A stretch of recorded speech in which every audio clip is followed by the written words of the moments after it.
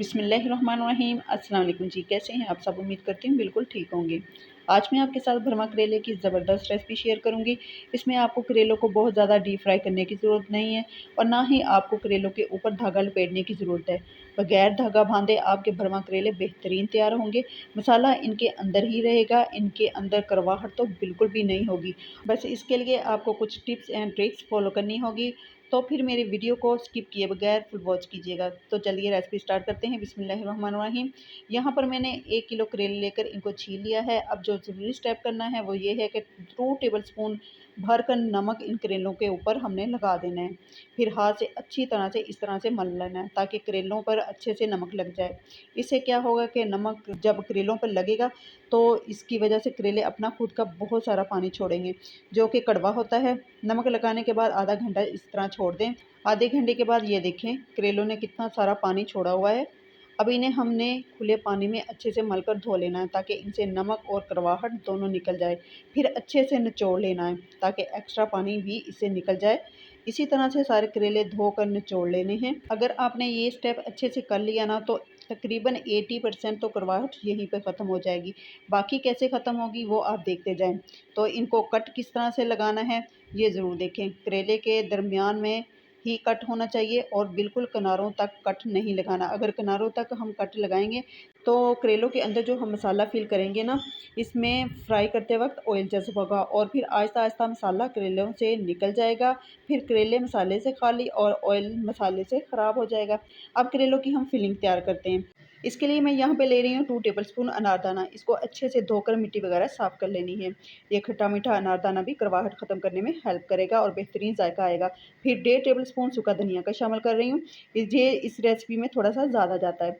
इसके बाद 1 टेबलस्पून मोटी कुटी लाल मिर्च और 1 टेबलस्पून ही नमक। मसाले आप अपने टेस्ट के हिसाब से डाल सकते हैं। अनारदाने को पहले इन मसालों के साथ कूट लेंगे। जब ये इस तरह से कूट लें तो फिर मैं इसमें शामिल करूँगी ये 2 मीडियम साइज़ की प्याज कट की हुई हैं। इसको चॉप मैंने बहुत ज़्यादा भी मोटा नहीं किया, बहुत पतला भी नहीं किया, इस तरह से चॉप किया है।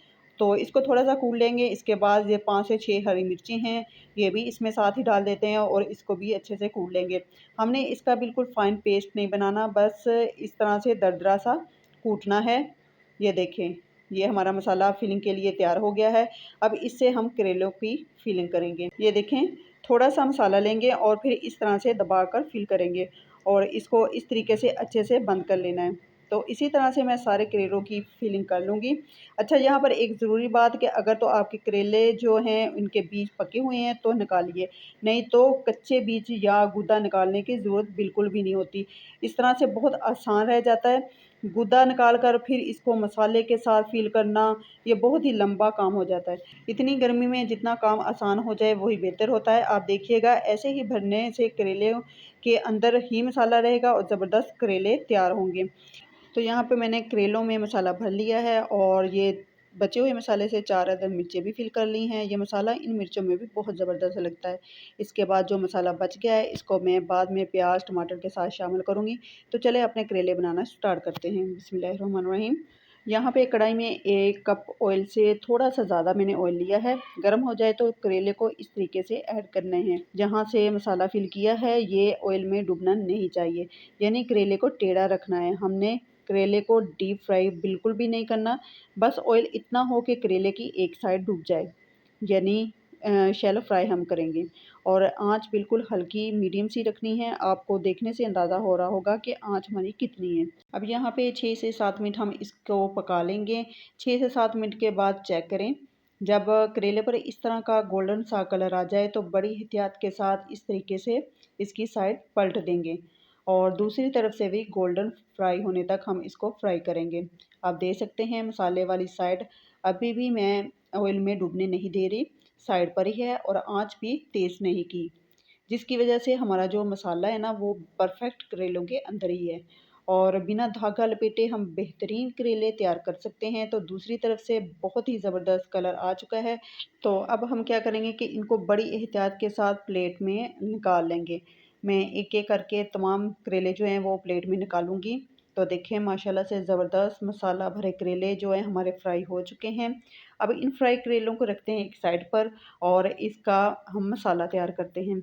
इसके लिए मैंने यहाँ पे बचा हुआ जो मसाला है, इसमें हरी मिर्चें और एक बड़े साइज़ की प्याज और 4 अदद टमाटर कटे हुए, ये सब हम इसी ऑयल में शामिल कर देंगे जिसमें हमने करेले फ्राई किए थे और इसको हल्का सा भून लेंगे। अगर आपके पास टमाटर ना हो तो इसकी और ऑप्शंस हैं, 2 टेबलस्पून नींबू का रस या 2 टेबलस्पून इमली का पल्प, या ये भी ना हो तो 1 टीस्पून कचरी पाउडर डाल लें। यानी करवाहट ख़त्म करने के लिए कोई ना कोई खटाई डालना ज़रूरी है, तो फिर ही करेलों में रही सही 20% करवाहट ख़त्म होगी। अब इसमें मैं हाफ़ टी स्पून नमक का डाल रही हूँ, हाफ़ टी स्पून सुरख मिर्च और 1 टीस्पून हल्दी का ऐड करूँगी। याद रहे कि हल्दी का इस्तेमाल हमने इस रेसिपी में पहले यूज़ नहीं किया है। हल्दी का इस्तेमाल हम इस टाइम पर ही करेंगे और नमक मिर्च जो मैंने इस टाइम पर डाली है ये प्याज टमाटर के लिए बिल्कुल भी नहीं है। इसके लिए तो जो बचा हुआ मसाला था वही काफ़ी था। ये नमक मिर्च मैंने इन आलूओं के लिए डाली है। अगर आपने आलू शामिल नहीं करने तो इस टाइम पर आप नमक मिर्च नहीं डालेंगे, सिर्फ हल्दी का इस्तेमाल करेंगे। आलू मैंने कुछ गोलाई में और कुछ को दरमियान में कट किया हुआ है, जैसे भी काटें लेकिन आलू ज़्यादा मोटे नहीं होने चाहिए। आलू को थोड़ा-सा भून लेंगे, 10 मिनट के लिए कवर करेंगे दम वाली आँच पर ताकि आलू गल जाएँ। तो 10 मिनट के बाद चेक कर लेते हैं कि आलू किस कदर गले हुए हैं, ये इस तरह से गले होने चाहिए। अब यहाँ पर 1 टीस्पून सूखा धनिया शामिल करेंगे। गरम मसाले का इस्तेमाल इस रेसिपी में नहीं होता क्योंकि करेले की सब्ज़ी जो है वो बहुत गर्म होती है, तो इसलिए सूखे धनिया का इस्तेमाल इसमें ज़्यादा किया जाता है। अब सूखे धनिया को हम बहुत अच्छे से मिक्स कर लेंगे। इसके बाद जो मसाला भरे हमने करेले फ्राई किए हुए हैं, ये इसमें शामिल कर देंगे और इसको अच्छी तरह से मिक्स करेंगे। मिक्स करने के बाद इसको हमने 5 मिनट का दम लगा देना है ताकि जो मसाला और करेले का आपस में जायका घुल-मिल जाए। 5 से 6 मिनट हो चुके हैं तो चेक कर लेते हैं। माशाल्लाह ज़बरदस्त हमारे भरमा करेले रेडी हो चुके हैं। मैं आपको प्लेट में निकाल के दिखाती हूँ। ये देखिए करेलों के अंदर मसाला परफेक्ट है। माशाल्लाह से ये बहुत ही ज़बरदस्त बगैर धागा बाँधे, बगैर जलाए और बगैर करवाहट के बहुत ही मज़े के करेले तैयार हुए हैं। करवाहट का तो आपको नामो-निशान नहीं मिलेगा। जिसने भी कभी करेले नहीं खाए सिर्फ़ करवाहट की वजह से, तो फिर आप मेरे इस तरीके से एक दफ़ा ज़रूर बनाइएगा। यकीन मानिए 1 रोटी की जगह आप 2 खा जाएँगे क्योंकि इनका टेस्ट ही इतना बेहतरीन बनता है और करेलों के साथ अगर तंदूरी रोटी और लस्सी हो जाए तो मज़ा ही दुबाला हो जाता है। तो ट्राई कीजिएगा और मुझे फ़ीडबैक ज़रूर दीजिएगा कि आपके करेले कैसे बने। अगर रेसिपी वीडियो अच्छी लगी या मेरी वीडियो से कुछ भी आपको थोड़ा सीखने को मिला है तो प्लीज़ वीडियो को लाइक, शेयर और चैनल को सब्सक्राइब ज़रूर कीजिएगा। मिलते हैं नेक्स्ट वीडियो में, तब तक के लिए अल्लाह हाफ़िज़।